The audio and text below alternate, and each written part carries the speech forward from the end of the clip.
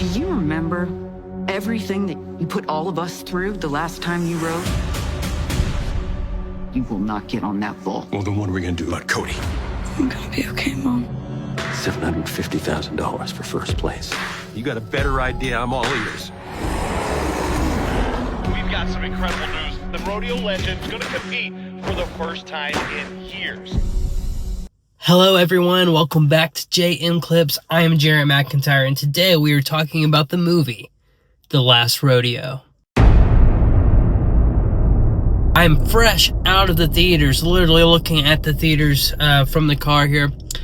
Oh my gosh. Okay, so let me start out by saying this movie hits the nail on the head with capturing the right culture and sentiment behind the country, the Western, the rodeo mentality. Why might you ask? Can I speak like that? Well, I grew up in Boswell, Oklahoma. I was never riding bulls by any means. But that was the culture I grew up in, for sure. There was even a scene in the movie where they're crossing the Red River, and from Texas to Oklahoma, and you see the Welcome to Oklahoma sign, and I'm like, I know exactly where that is. I grew up like probably 30 minutes from there. It's so interesting to see like part of like your childhood on screen. Very, very interesting and cool. This is definitely a unique narrative. Neil McDonough's character, Joe Wainwright. Again, this is no spoilers here, just premise of the movie. He is an ex-PBR champ. His grandson, Cody Wainwright, they figure out he has developed a tumor, a cancerous tumor, the same kind that Joe's wife has passed away from, so it runs in the family. Well, what are you going to do? Because insurance these days is no bueno. How are you going to pay the doctors? Well, it just turns out the PBR's hosting a Legends tournament for all the old champs to come in and win and potentially ride. And this is a story about Joe Wainwright gritting his teeth, bearing through the pain to win the prize money to save his grandson. Strengths and weaknesses. Keep this video short and sweet. Strength and weaknesses. Strength is all the backdrop. So although this movie takes place largely from the POV of being on a bull, a lot of this movie is in between. The background story is the story. Just everything with developing the story between Joe and his past wife, and all the in-betweens, and the kind of man that Joe used to be compared to now, and what he's put his family through, juxtapose the man he is now and the support that he has and gives his family. Don't get me wrong, if you're a PBR fan, bull riding fan, come for that aesthetic. It's all there. It's all real. They shot with real bulls, real bull riders from the PBR. That's all legitimate. I really wish, I guess this is diving kind of into the weakness. The weakness is like, let's just keep the strength. There's a character, Charlie, in the movie that is like Joe's right-hand man. Charlie had an insane amount of dialogue. Don't get me wrong, I think his character was like needed, and the actor did a sufficient job.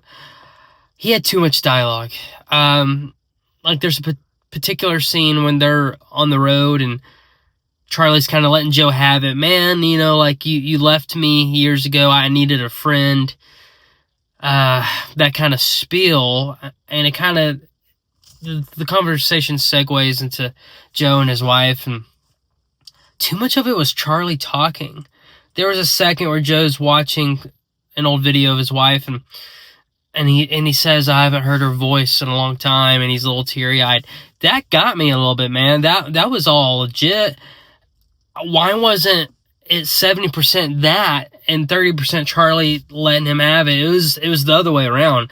Charlie monopolized that conversation. And really, that's kind of what I felt throughout the movie, is he had too much dialogue. I needed, even if it's not more dialogue from Joe, I need more just slow motion, up close Joe scenes, flashback, whatever that was where the heart was. So, all in all, as a Christian film lover, I love that we're getting more and more and more narratives from Angel Studios that are heartwarming, faith-affirming, and just family friendly.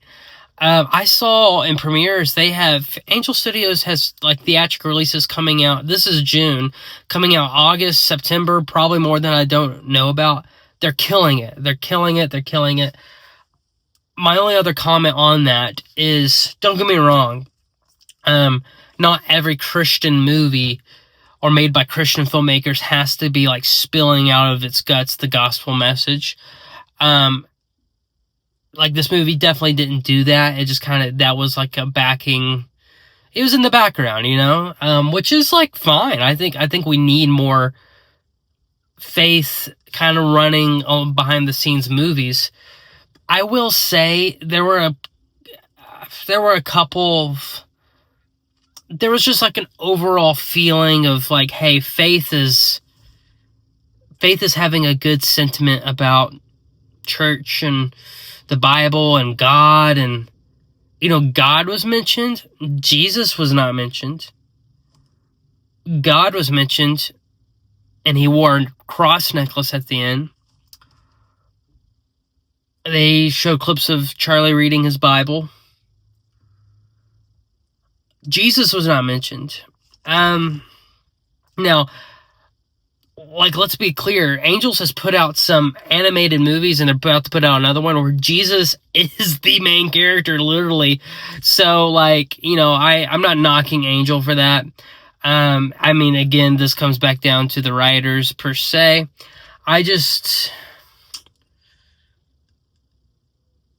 Again, I don't want the gospel to be beaten down everyone's necks to the point where the narrative is being lost. At the same time, if you're going to include it, I would like it to be more forthright instead of playing the God's not dead card.